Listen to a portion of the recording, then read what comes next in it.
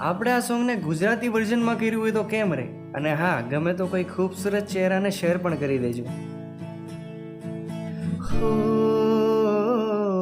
જોઈ તને જોઈ મેં લાખો